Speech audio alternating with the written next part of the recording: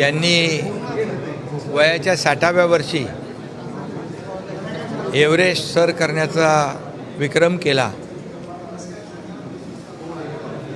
त्यांचं एक पुस्तक प्रकाशन या ठिकाणी ती मी आणि पुनश्च एव्हरेस्ट त्या प्रकाशन सोहळ्याला मी शुभेच्छा देतो आणि त्यांची सौभाग्यवती पत्नी अंजलीताई यांचा देखील अशाच गिर्यारोहणाच्या वेळेस